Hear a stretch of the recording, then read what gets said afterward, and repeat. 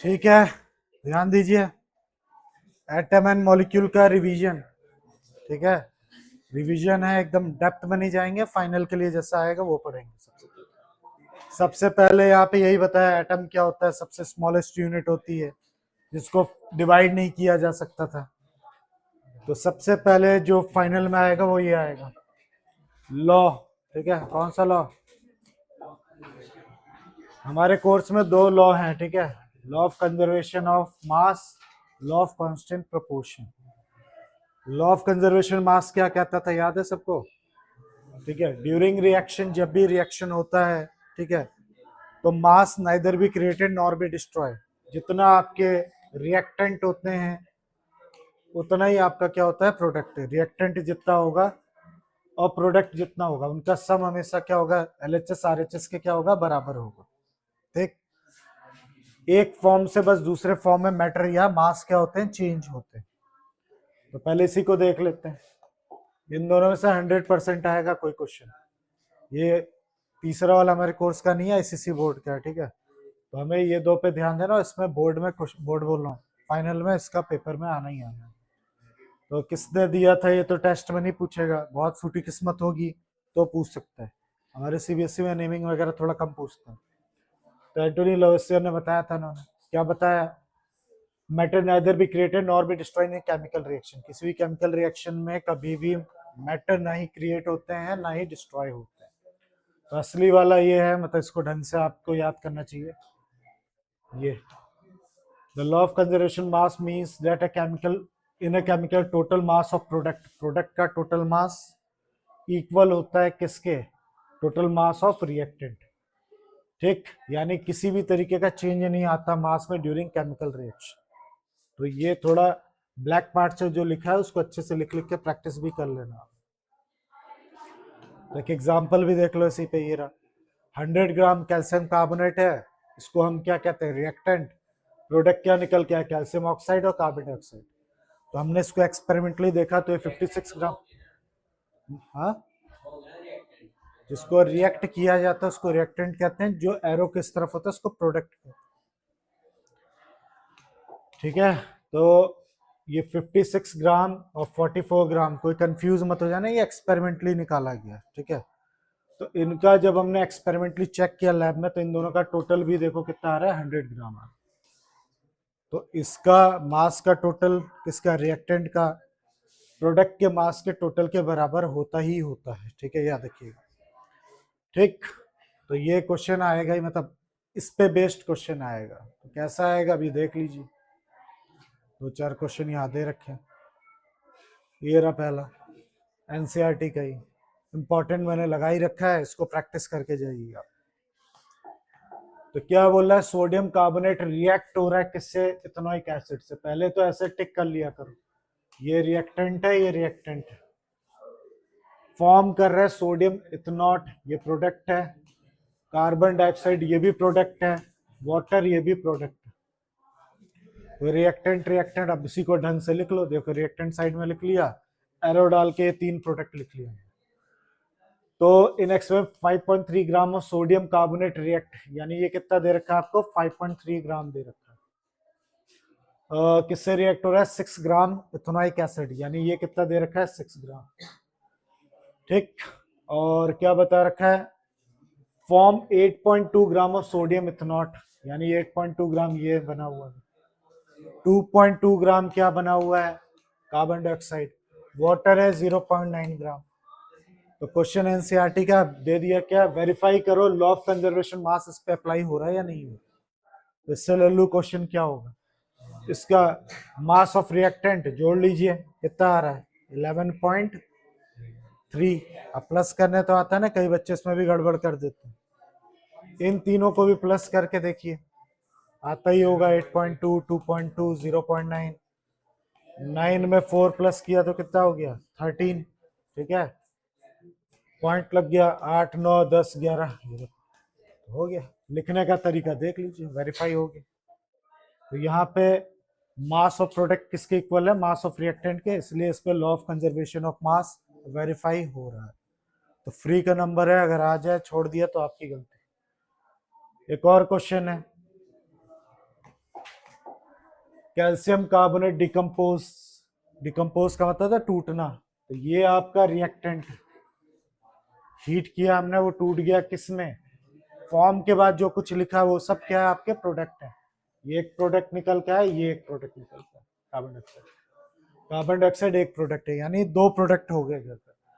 तो 10 ग्राम हमने लिया कैल्शियम कार्बोनेट, यानी रिएक्टेंट आपको 10 ग्राम मिल गया, और डिकम्पोज हो गया कंप्लीटली, 5.6 ग्राम कैल्शियम ऑक्साइड बना, कैल्शियम ऑक्साइड कितना बना, ये वाला 5.6 ग्राम। तो बताइए कार्बन डाइऑक्साइड कितना बना होगा, ये पूछा, आसान है, ये 10 है आपका, ये 5.6 है, लेट कर लेते हैं उसका कितना है x, इसको ले जाके यहाँ माइनस कर दीजिए, कितना आएगा 4.4, बस 4.4 ग्राम। हाँ वो तो लिखना तो पड़ेगा ही, ये लिखना पड़ेगा आपको ऐसे, by law of conservation of मास, ऐसे टेस्ट में लिख देना, from the law of conservation of mass, mass of product किसके बराबर होता है, मास ऑफ रिएक्टेंट के, तो mass of calcium oxide, mass of carbon dioxide किसके बराबर होगा, मास ऑफ कैल्शियम कार्बोनेट। अब तुम कंफ्यूज मत हो जाना, रिएक्टेंट यहाँ लिख दिया, प्रोडक्ट यहाँ लिख दिया, जो पहले लिखा जाता है वो रिएक्टेंट होता है, जो निकल के आता है वो प्रोडक्ट होता है, इधर उधर कर लेना कोई फर्क नहीं पड़ता। तो इसका तो दे ही रखा है, इसका मैंने एक्स ले लिया था, इसने नहीं लिया, इस पर पूरा इंग्लिश लिखी हुई है, इधर पे दिया, ले जाकर माइनस कर दो। तो इन दो क्वेश्चन में से कोई एक क्वेश्चन फाइनल में आएगा, इससे ज्यादा कुछ नहीं आने वाला। तो यही था आपका law of conservation mass, free के नंबर, ठीक है, उसको आपको खराब नहीं करने चाहिए। फिर आता है लॉ ऑफ कांस्टेंट प्रोपोर्शन, ठीक, किसने दिया था ये, जोसेफ प्रॉस्ट ने, प्रॉस्ट जो भी बोलते हो। इनका क्या कहना है, अ केमिकल कंपाउंड, जितने भी केमिकल कंपाउंड होते हैं, आप पता है ना कंपाउंड्स क्या होते हैं, जो दो या दो से ज्यादा एलिमेंट से फिक्स प्रोपोर्शन बाय मास में क्या करते हैं, बनते हैं, जिनका प्रोपोर्शन फिक्स होता है। तो बोला कोई भी केमिकल कंपाउंड जो होता है वो हमेशा सेम एलिमेंट कंबाइन होते हैं together in the same proportion by mass, यही है लॉ ऑफ कंजर्वेशन ऑफ क्या, ठीक है, क्या लॉ ऑफ कांस्टेंट प्रोपोर्शन इसको कहा जाता है। इन्होंने बोला इस दुनिया का कोई भी कंपाउंड है, तो लेट हमेशा हम वाटर ही करते हैं, टेस्ट में यही आता ही। तो इन्होंने दो बातें कही है कि जब भी ये वाटर बनाएंगी तो इसमें दो एलिमेंट इस्तेमाल होंगे, एक तो हाइड्रोजन, एक तो ऑक्सीजन, और ये आपस में केमिकली कंबाइन होते हैं, केमिकली कंबाइन होते हैं, याद रखिएगा, ठीक है, वो भी सेम प्रोपोर्शन बाय मास में, इनके मास का प्रोपोर्शन सेम होता है, हाइड्रोजन का 1, ऑक्सीजन का कितना होता है 8, हमेशा तुम्हें 1:8 ही मिलेगा इसमें। तो वही लिखा है यहाँ पे, देखिए कैसे बनता था, याद है ना कैसे मैंने बोला 1:8, पहले तो इसका फॉर्मूला लिखा वाटर का, हाइड्रोजन 2, ऑक्सीजन 1, हाइड्रोजन का एटॉमिक नंबर, वो एटॉमिक मास 1 होता है, ऑक्सीजन का कितना होता है 16, तो इसको करेंगे, मैंने एटॉमिक मास बोला, एटॉमिक नंबर नहीं बोला है, इसको काटेंगे तो कितना हो गया 1:8, यानी अगर 1 ग्राम ये क्या लेती हैं, हाइड्रोजन लेती हैं, तो इनको 8 ग्राम मार्केट से क्या लेना पड़ेगा, ऑक्सीजन लेना पड़ेगा, तब जाके रिएक्ट हो, ठीक है। तो इसी पे बेस्ड एक क्वेश्चन और देख लीजिए फटाफट,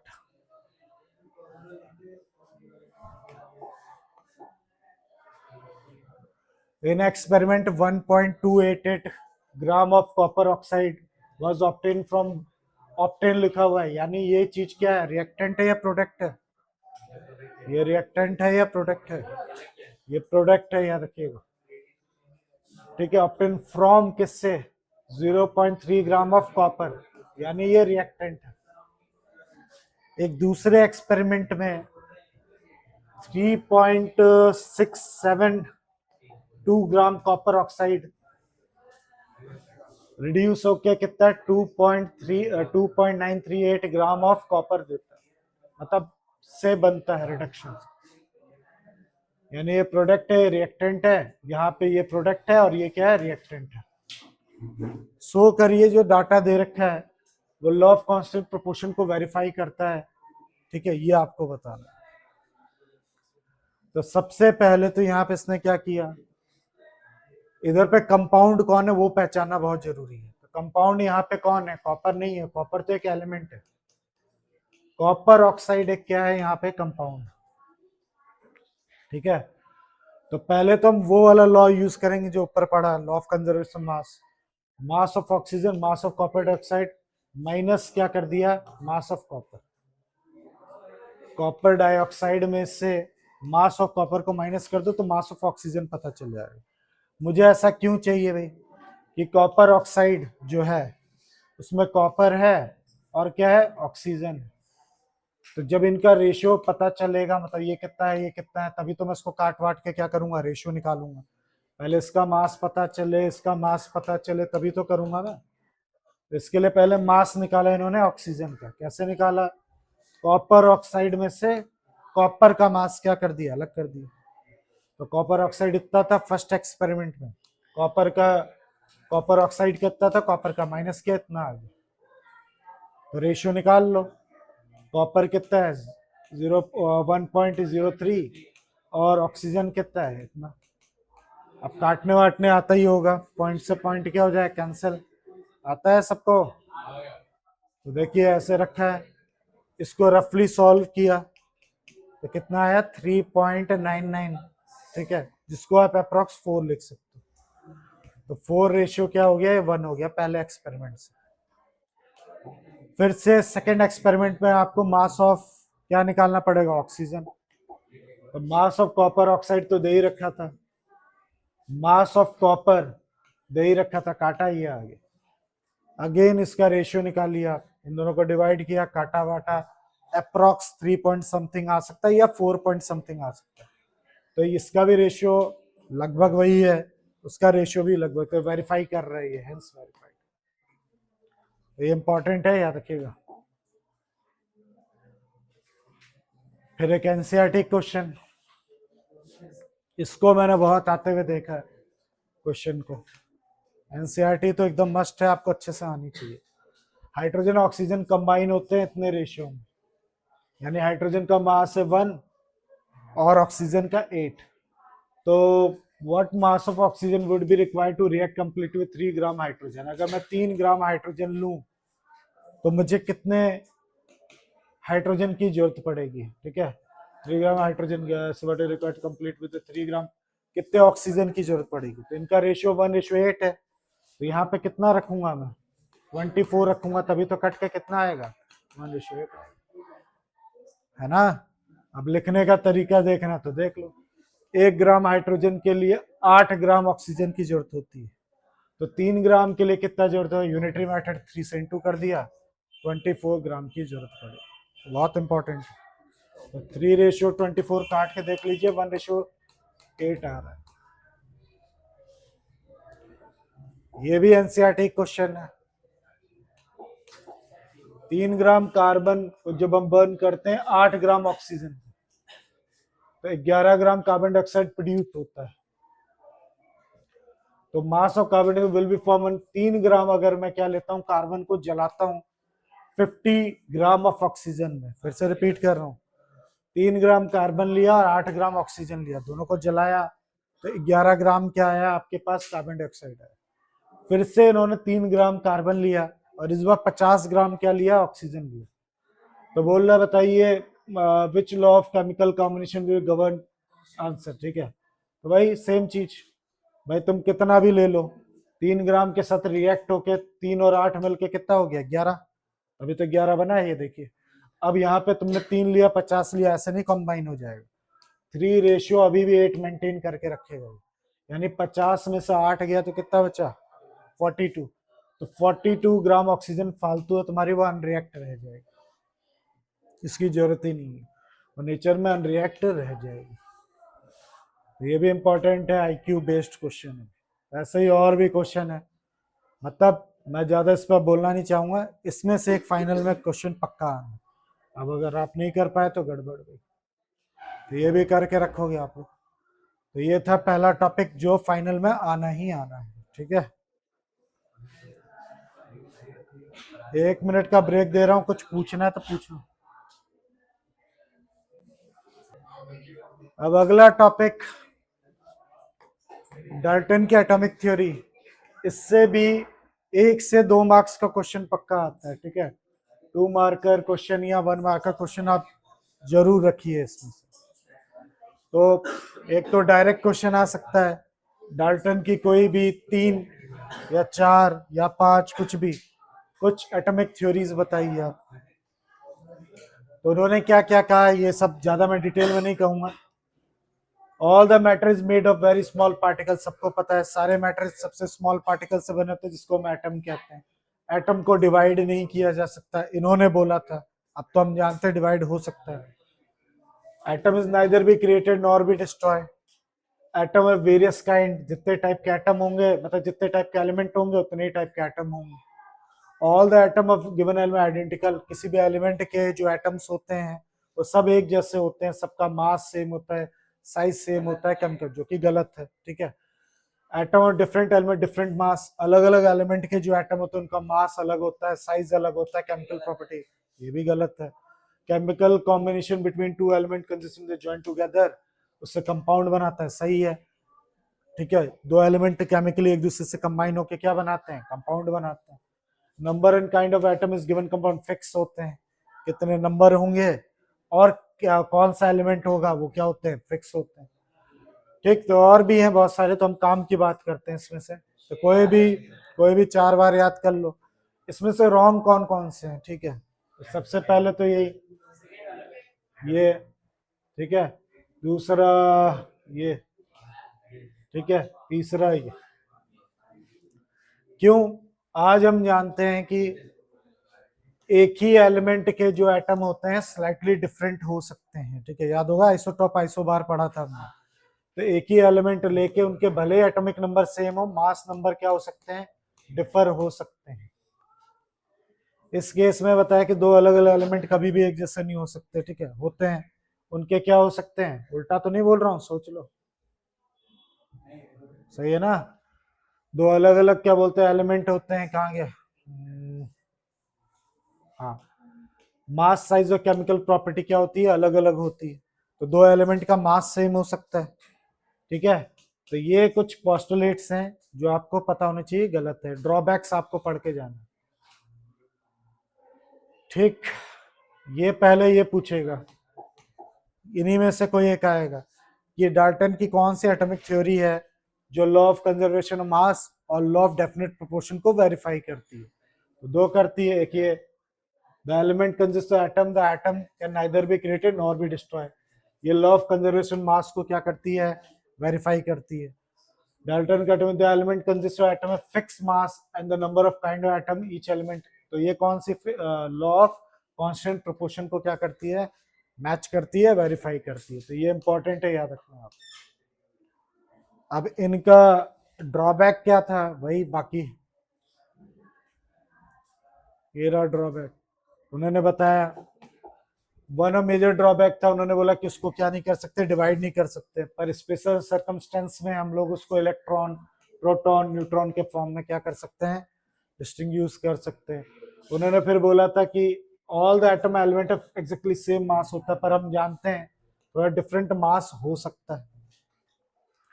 फिर उन्होंने बोला था अलग अलग एलिमेंट के एटम्स जो होते हैं एकदम एक जैसे नहीं हो सकते, पर अब हम जानते हैं आइसोबार वाली बात, सेम मास हो सकता है। हाँ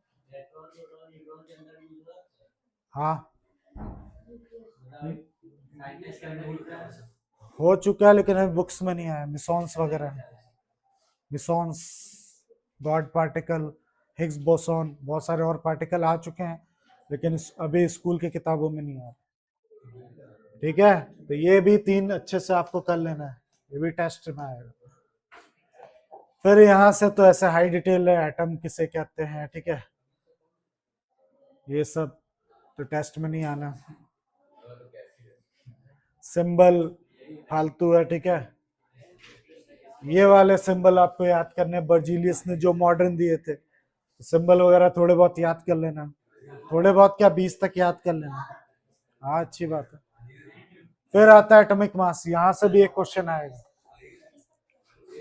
ये भी एक टॉपिक है जो 100% यहाँ से भी भले 1 मार्क्स का है पर आएगा जरूर। एटॉमिक मास यूनिट AMU जिसको बोलते हैं, एक एटॉमिक मास यूनिट क्या होती है, 1/12 मास ऑफ कार्बन 12 एटम, मैंने ऑलरेडी बताया था कि मास को याद करना क्या होता है, जैसे कि ये था, देखिए हाइड्रोजन का जो मास है वो ये होता है ग्राम में। तो जब इसका इतना बड़ा है, इतने सारे एलिमेंट, उनको कितना याद कर सकते हैं। तो इसीलिए साइंटिस्ट लोग कह लो या केमिस्ट लोगों ने क्या किया, जुगाड़ ढूंढा कि कुछ ऐसा ढूंढते हैं कि इतने बड़े बड़े डाटा हमें याद ना करना पड़े। इसके लिए उन्होंने मास ऑफ कार्बन 12 को लिया, उसको 1/12 कर दिया। बोला जो भी कार्बन 12 का मास होगा उसको 12 से डिवाइड कर दीजिए, आज से उसको क्या बोला जाएगा, 1U बोला जाएगा। तो एक ऐसी एक यूनिट डिराइव करके उन्होंने आपको दे दी। अब याद होगा मैंने अच्छे से बताया था कि जब भी कन्वर्ट करना है तो किससे इंटू कर लेना, आपको दिखाया था ना मैंने। जैसे ये सब यू में दे रखे हैं, इसको याद करना आसान, पर किसी को अगर ग्राम में चेंज करना है तो वो इससे कर सकता है। तो जैसे अगर इनको टेस्ट में आ गया कि सोडियम का 23U है, अब बताइए नहीं मुझे ग्राम में चाहिए, तो तुम्हें इस नंबर से इसको मल्टीप्लाई कर देना, आपका आंसर आ जाएगा। और फिर मैंने बोला था कार्बन 12 को 12 से डिवाइड कर देना, तो कार्बन 12 का मास कितना होता है, इतना। जब इसका 1/12 करोगे, ठीक है, तब जाके क्या आएगा, कुछ अप्रोक्स ऐसा आएगा, इतना। ठीक है, तो ये बेसिक बात में ज्यादा घुस नहीं रहा, मैं रिवीजन करा रहा, तो हाई डेप्थ में नहीं जा रहा। आप पूछ सकते हो अगर नहीं आ रहा किसी को, तो जाना है जाओ, जा सकते हो। फिर सिंबल वगैरह सबको पता ही होगा। अब तो पता चल ही गया होगा मॉलिक्यूल किसे कहते हैं, ऐसा न्यूट्रल ग्रुप ऑफ 2 और मोर एटम। ठीक है, तुम लोग डिस्टर्ब करो, पढ़ाने का मजा ही नहीं आ रहा। तुम लोग पता नहीं क्या बातें करो, पढ़ाने दो मेरे को, या तो तुम ही आके बोलो, मैं बैठ जाता हूँ, थक गया हूँ, खुद ही अलग क्लास चला रहे हो। आता है तो वहां जाके बैठो, बाकी लोग पढ़ने दो। मॉलिक्यूल किसे कहते हैं, वही था ना डाउट तुम्हारा, ध्यान से देखना। मॉलिक्यूल एक इलेक्ट्रिकली न्यूट्रल ग्रुप होता है। एलिमेंट तो पहले ही बता दिया, एलिमेंट ऐसी चीज है जो एक जैसे एटम से बनी हुई। मॉलिक्यूल किसे कहते हैं, ये बता रखा है, इलेक्ट्रिकली न्यूट्रल ग्रुप होता है किसका, 2 और मोर एटम जो कि केमिकली एक दूसरे से बॉन्डेड होते हैं। ठीक है, याद रखना, एटम बोला मैंने, एलिमेंट नहीं बोला है। ये बोला है 2 या 2 से ज्यादा, ये देखो लिखा है, molecule is an electrically neutral group of 2 और मोर एटम, 2 या 2 से ज्यादा एटम जो एक दूसरे से केमिकली जुड़े हुए हैं, उसको मैं क्या कहता हूँ, मॉलिक्यूल। मैं मतलब हम सब कहते हैं, जैसे ऑक्सीजन को हम ऐसे लिखते हैं। ठीक है, इसका मतलब ऑक्सीजन, ये दोनों ऑक्सीजन एक दूसरे से क्या हुए हैं, केमिकली जुड़े हुए हैं। हाइड्रोजन को कैसे लिखा जाता है, ऐसे लिखा जाता है, इसका मतलब ये दोनों एक दूसरे से केमिकली क्या हुए हैं। अब जो तुमने पूछा, ठीक है, ये भी 2 टाइप होते हैं। अब मॉलिक्यूल ऑफ एलिमेंट क्या होते हैं, ये इन्होंने पूछा, तो लिखा हुआ है, molecule of an element contain 2 और more similar atom chemically combined together. एक ही एलिमेंट होगा लेकिन उसके 2 या 2 से ज्यादा सिमिलर एटम, ठीक है, सिमिलर एटम एक दूसरे से कंबाइन, केमिकली कंबाइन होंगे। अब तक तो थोड़ी सी नॉलेज होगी। ऐसा भी हो सकता है एक ही एलिमेंट के 2 अलग अलग टाइप के एटम हो, याद है ना, अलग अलग टाइप के एटम हो सकते हैं। ठीक है, जिनका एटॉमिक नंबर सेम हो बट मास नंबर क्या हो, अलग हो। पर यहाँ पे जब भी केमिकली एक दूसरे से वो जुड़ते हैं एलिमेंट, तो दोनों एकदम सिमिलर एटम होने चाहिए, और वो एक दूसरे से क्या होंगे, केमिकली कंबाइन होते हैं। ठीक है, एक दूसरे से बॉन्ड बनाते हैं केमिकल। एलिमेंट से मिलके मॉलिक्यूल बनता है, बड़ा छोटा का क्या मतलब है। हाँ तो वही ना, एटम से मिलके बनता, पर वो एटम किसका है, किसी एलिमेंट का है ना। हाँ बिल्कुल, उन्हीं एलिमेंट के 2 या 2 से ज्यादा एटम जब एक दूसरे से क्या होते हैं, देखो ना लिखा हुआ है, मॉलिक्यूलर एलिमेंट कंटेन 2 और मोर सिमिलर एटम, उन्हीं एलिमेंट के। हाँ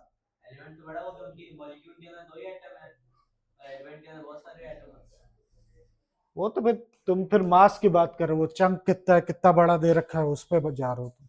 ठीक है, ये बोल रहे हैं इनका ये है कि एक पीस ऑफ आयरन ये रहा, अब इसमें से 2 एटम निकाल के आपने क्या किया, मॉलिक्यूल बनाया, यही बोल रहे हो ना। हाँ तो सही बोल रहे हो, उसमें क्या, लेकिन तुमने जो बात की वो पूरा एलिमेंट, वो तो मास हो गया पूरा। फिलहाल मान लीजिए ये एक एलिमेंट है, इसके दो एटम ले लिए हमने, सिमिलर होने चाहिए, और उनको मैंने क्या कर दिया, केमिकली एक दूसरे से क्या कर दिया, कंबाइन कर दिया। तो इसको मैं क्या कहूंगा, मॉलिक्यूल ऑफ एलिमेंट्स कहूंगा। तो देखो इसमें हमेशा एक जैसे सिमिलर मिलेंगे आपको, एच एच, ठीक है, एन एन, ओ ओ, ठीक है, सी एल सी एल, इस तरीके से मिलेंगे। ओजोन का टेस्ट में आ सकता है एमसीक्यू में, ओजोन का फॉर्मूला ये टेस्ट में पूछा जा सकता है, ठीक है, याद रखिएगा। तो याद रखिएगा। अब इसमें क्या सबसे इंपॉर्टेंट है, ये इंपॉर्टेंट नहीं डेफिनेशन वगैरह, ये 100% एक एमसीक्यू इसमें से आएगा, ये एटमिसिटी पता करना, ठीक है। एटमिसिटी का मतलब एक मॉलिक्यूल जो भी इन्होंने एलिमेंट के मुझे दिए हैं उसमें कितने एटम है, ठीक है। जो भी इन्होंने मेरे को मॉलिक्यूल दिया है एलिमेंट का, उसमें कितने एटम पाए जाते हैं, उसको हम क्या कहते हैं, एटमिसिटी कहते हैं। जैसे यहाँ मैंने सिर्फ हीलियम लिख दिया, ठीक है, हीलियम, आर्गन, क्रिप्टॉन, ये सब नोबल गैस है, वो सिंपल अकेले ही रहते हैं, तो इनकी एटमिसिटी क्या होगी, 1 होगी। इनको मोनोएटॉमिक कहते हैं, ठीक है। इसी तरीके से ये रहे, देखिए इनकी एटमिसिटी 2 हो गई, ठीक है। ओजोन की एटमिसिटी कितनी होगी, 3 हो गई। फॉस्फोरस की एटमिसिटी क्या होगी, 4 होगी, ठीक है। अरे गिन लेना, काउंट कर लेना, हो जाएगा ऐसे। इसकी एटमिसिटी कितनी होगी, 8 होगी, ये तो सिंपल। अब जो था वो तो एलिमेंट का था, मॉलिक्यूल ऑफ एलिमेंट था। अब आता मॉलिक्यूल ऑफ कंपाउंड्स। तो मॉलिक्यूल कंपाउंड, 2 और more different type of atoms, different है याद रखना, वहां एक जैसे थे। कंपाउंड वो होता है जब 2 या 2 से ज्यादा एलिमेंट एक दूसरे से केमिकली कंबाइन होते हैं, वो फिक्स रेशियो बाय मास, जैसे ये, ठीक है। अब मैं यहाँ बता रहा हूँ मॉलिक्यूल ऑफ कंपाउंड, यहाँ पे क्या लिखा, कंपाउंड कंटेनिंग 2 और more different type of atom होने चाहिए, यानी जाहिर सी बात है अलग अलग एलिमेंट की बात हो रही है, ठीक है। जैसे HCl, ये हाइड्रोजन से मिला है, और Cl किससे, क्लोरीन से मिला है, तो HCl बन गया। तो ये बोलेंगे हम लोग इसको मॉलिक्यूल ऑफ कंपाउंड, इसको हम बोलेंगे मॉलिक्यूल ऑफ कंपाउंड। तो इसकी भी एटमिसिटी पूछ लेता है भाई, ठीक है। फिर केमिकल फॉर्मूला, एक क्वेश्चन इससे भी बनता है। ये स्कोरिंग सब्जेक्ट है, मतलब सब्जेक्ट बोल रहा हूँ, चैप्टर याद है ना। मॉलिक्यूलर मास कैसे निकालते थे, मॉलिक्यूलर मास, उस मॉलिक्यूल का मास निकालना है तो कैसे निकाला जाता था, इसको 2 बार लिखना है, इसको ऑक्सीजन, हाइड्रोजन का कितना होता है 1, ऑक्सीजन का कितना 16, प्लस क्या कितना हो गया 18, और यूनिट क्या लगाएंगे, यू, ठीक है। ये मॉलिक्यूलर क्या हो गया, मास हो गया किसका, वाटर। ये भी 1 नंबर का एमसीक्यू वगैरह में आता है। हाँ हाँ, एक एटम। O2 का होता है, O2, ये ऑक्सीजन का 16 होता है, हाँ एक का होता है, O2 का 32 होगा। एक क्वेश्चन आएगा एमसीक्यू में, याद रखिएगा। थोड़ा सा ये याद रख लेना, क्लोरीन का 35 नहीं होता, 35.5 यू होता है। तो ये इसका कैलकुलेट करना कौन सी बड़ी बात है, हाइड्रोजन 2 है, सल्फर 1 है, ऑक्सीजन कितने 4 है, हाइड्रोजन का 1, सल्फर का 32, ऑक्सीजन का 16, सबको मल्टीप्लाई करके प्लस कर दीजिए, आंसर आ जाए, ठीक है। कोई दिक्कत,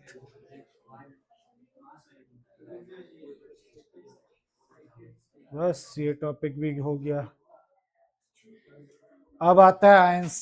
तो कल बताता हूँ, सब बेहोश हो रहे हो, पता नहीं क्या, 2-4 लोग तो बेहोश ही हो गए, मन तो था पूरा बताने का।